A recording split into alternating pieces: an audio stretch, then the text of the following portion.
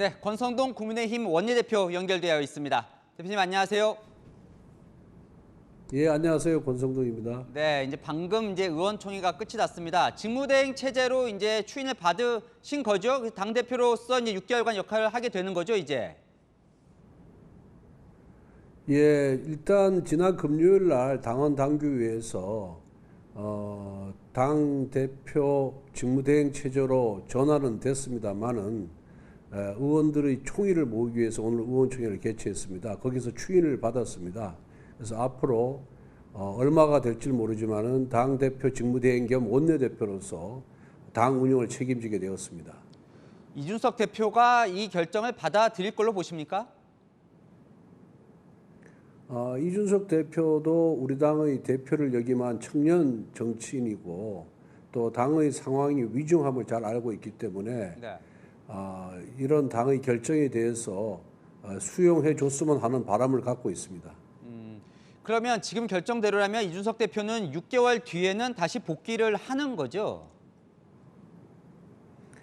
예, 당헌 당규상은 복귀가 가능한 것으로 되어 있습니다. 그런데 오늘 의원총회에서 이제 워낙 중징계를 받았으니까 대표가 자진 사퇴해야 한다 이런 목소리도 나왔던 걸로 이제 전해지는데요. 대표님 생각은 어떠십니까?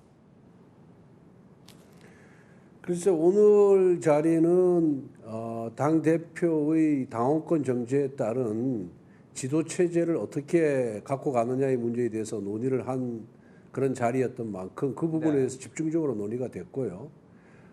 당 대표를 사퇴해야 되느냐 말아야 되느냐에 대해서는 각 의원들이 개별적으로 판단하는 것이 좋겠다 이렇게 결론을 내렸습니다. 그리고 당 대표 직무대행으로서 이준석 대표의 사퇴에 관해서 제가 개인적인 의견을 얘기하는 것은 적절치 않다고 생각합니다.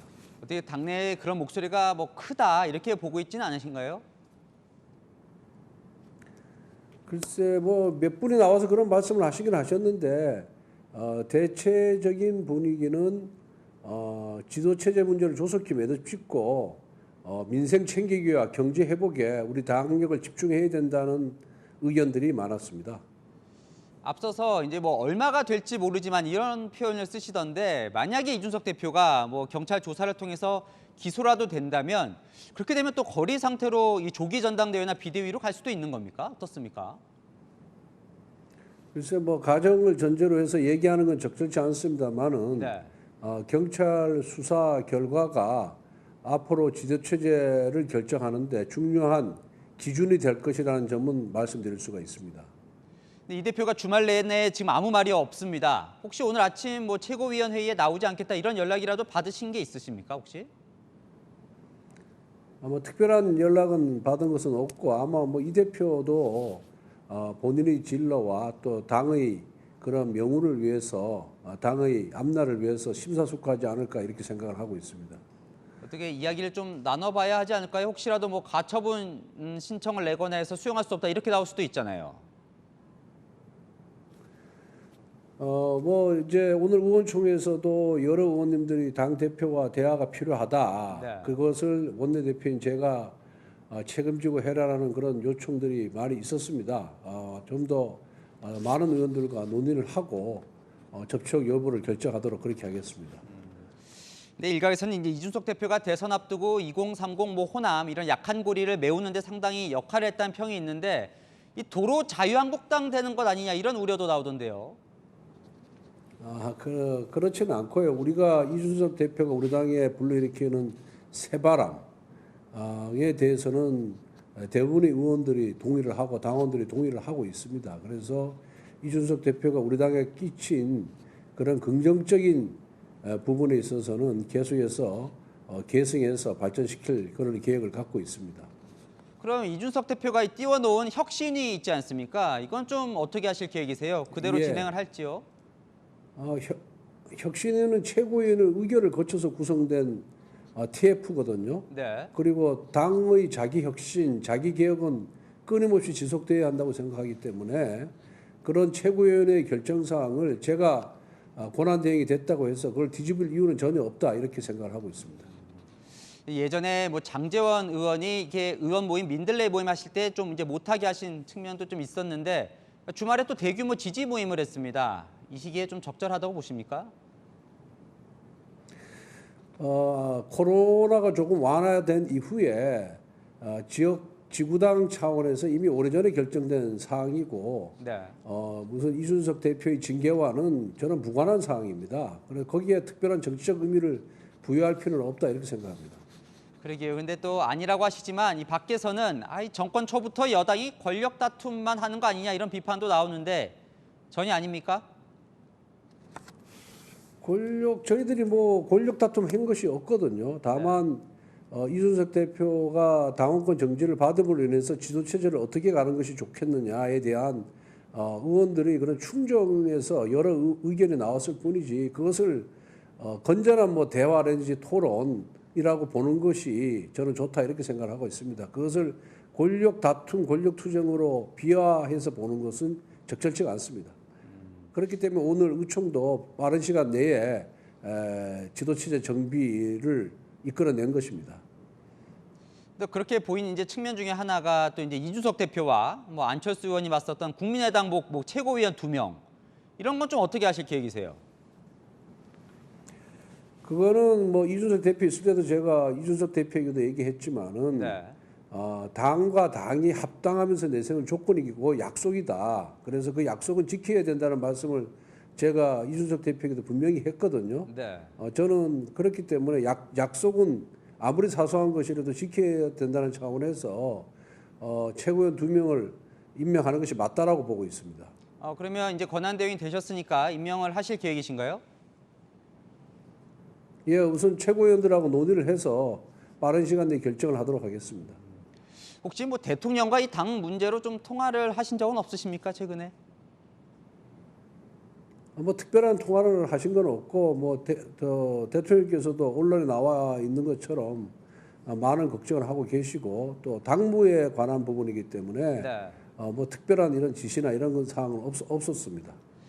근데 이 정권 시작하자마자 이 대통령 지지율이 상당히 지금 떨어지고 있거든요. 왜 이렇게 떨어진다고 보십니까? 뭐 가장 중요한 것은 갑자기 들어닥친 경제 위기입니다. 네. 그 경제 위기와 물가 상승인데 이것이 이제 외부적인 요인에 의해서 일어난 거 아니겠습니까? 네. 그러다 보니까 뭐 주식이나 코인이나 부동산에 투자했던 많은 분들이 지금 낙담하고 고통 속에 있습니다. 그러한 것과 우리 당의 이런 갈등이 복합적으로 작용해서 지지율 하락으로 이어지는 것으로 보고 있고요. 앞으로 당 지도 체제가 정비된 만큼 당에서 민생과 경제 회복을 위해서 정부와 함께 머리를 맞대고 국민들의 고통을 더는 방법에 대해서 더 논의하도록 하겠습니다. 자, 이 대통령 지지율 하락도 원인 중에 하나로 지금 인사 문제가 지적이 되는데요. 이게 검증의 문제인지 이 대통령이 너무 이 폭 좁은 인사풀을 쓴다 이런 지적도 나오는데 그건 어떻게 보세요? 대통령의 인사 원칙은 전문성과 능력이거든요. 네. 그래서 그 전문성과 능력 있는 인사 위주로 사람을 찾고 그리고 계속해서 후보로 발표하는데 또 그런 분들 중에 일부 도덕성에 조금 하자가 있는 부분이 있긴 있습니다. 그런데 그게 뭐 그렇게 업무 수행을 방해할 정도의 그런 결정적인 하자라고 보여지지는 않는데 네. 여하튼 뭐 대통령께서도 좀 더 그 능력이 뛰어나면서도 도덕성에 하자가 없는 분들을 찾기 위해서 노력하고 있는 것으로 알고 있습니다. 오늘 이제 대통령실에서 이제 출근길에 하던 도어 스태핑 기자들과의 질의응답을 이제 잠정 안 하기로 결정을 했는데요.